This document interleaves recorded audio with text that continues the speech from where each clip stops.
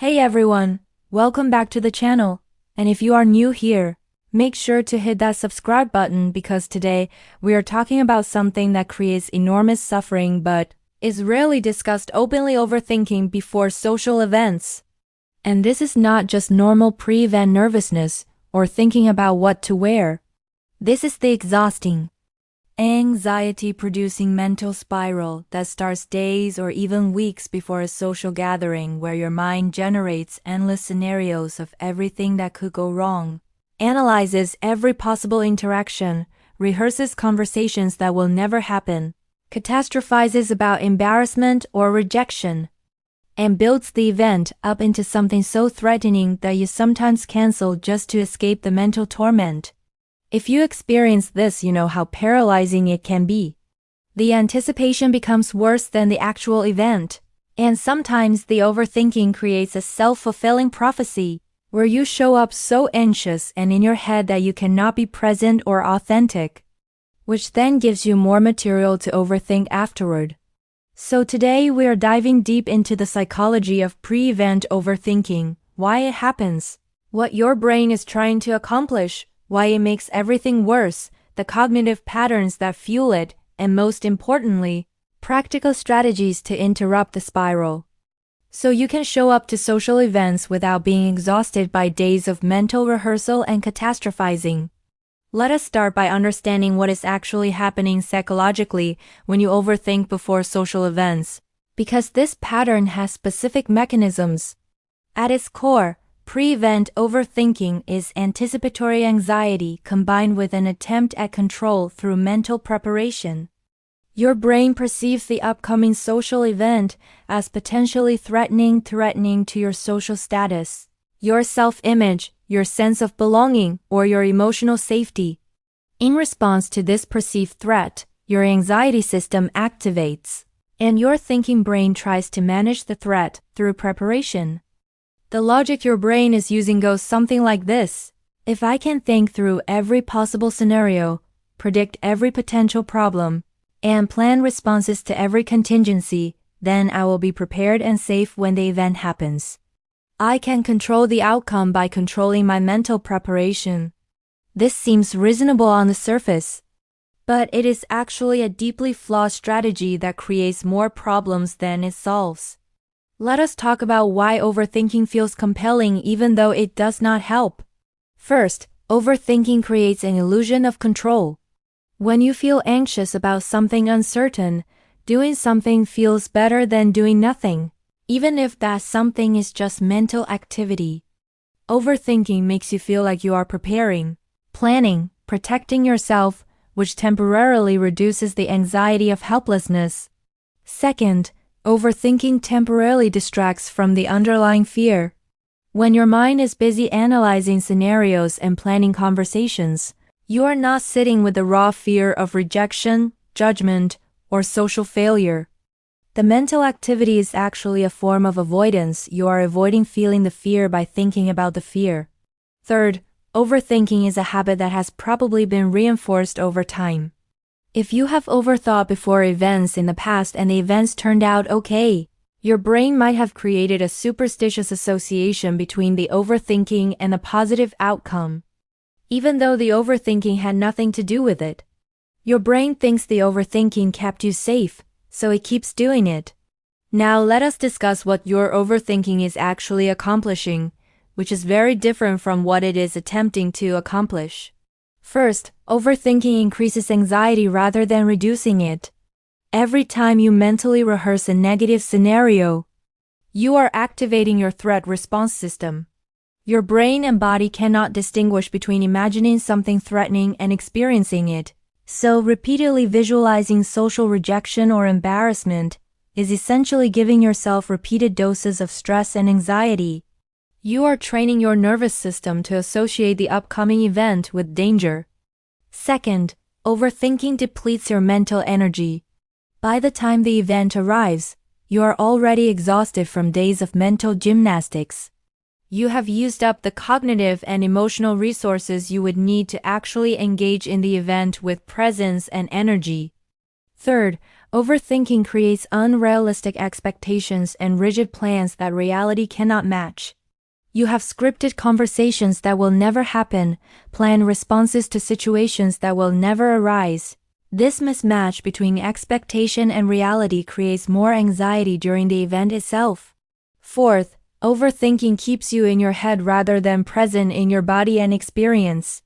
When the event actually happens, you're not able to read social cues naturally, respond authentically, or be spontaneous because you are trying to follow your mental script or monitoring whether your fear scenarios are occurring. This makes interaction awkward and unfulfilling, which then gives you more material to overthink after the event.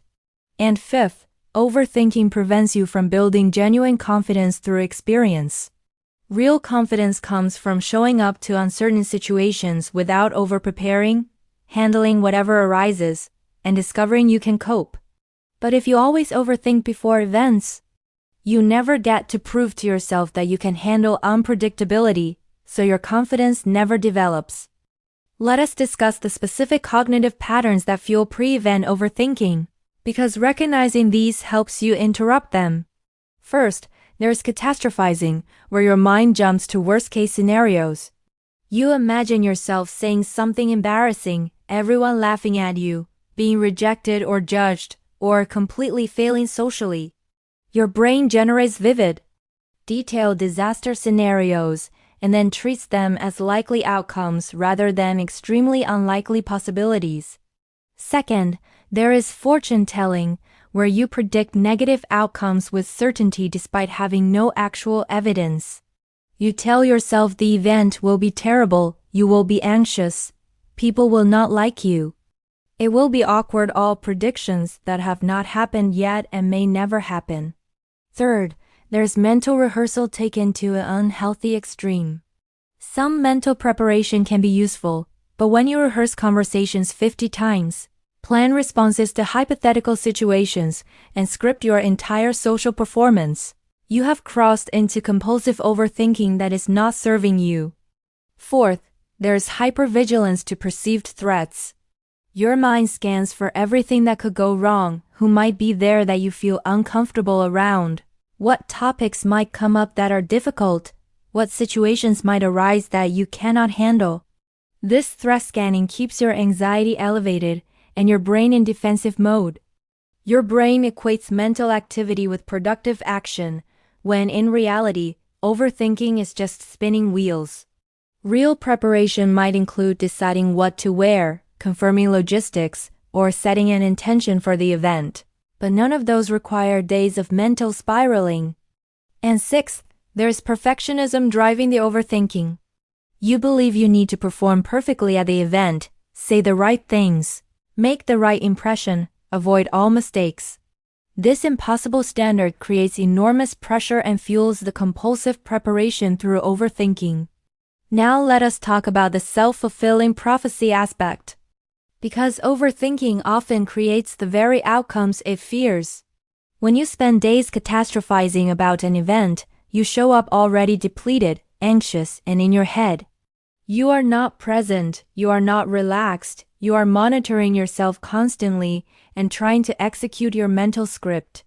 This makes you come across as awkward, stiff, or disconnected, which makes the interaction less enjoyable, which confirms your fear that you are bad at social situations, which increases overthinking before the next event. Additionally, the anticipatory anxiety can become so intense that you cancel or avoid events, which provides immediate relief but maintains the fear long-term because you never get the corrective experience of the event going better than you predicted. Let us start with cognitive strategies. First, notice when overthinking starts and name it. As soon as you catch yourself mentally rehearsing or catastrophizing, literally say to yourself, "This is overthinking," or "My anxiety brain is trying to prepare me." This simple labeling creates distance between you and the thoughts and helps you recognize the pattern. Second, set a time limit on event-related thinking. Allow yourself a specific amount of time, maybe 15 minutes, to think about the event. Plan logistics, and then consciously redirect your attention when the time is up. This contains the overthinking rather than letting it consume days. Third, challenge catastrophic predictions.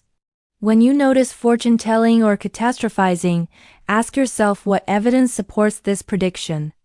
What is the actual worst-case scenario, and how likely is it really? What is a more realistic prediction based on past experience? Most of the time, your anxious predictions are dramatically more negative than reality. Fourth, practice acceptance of uncertainty. Much of overthinking is driven by intolerance of the unknown.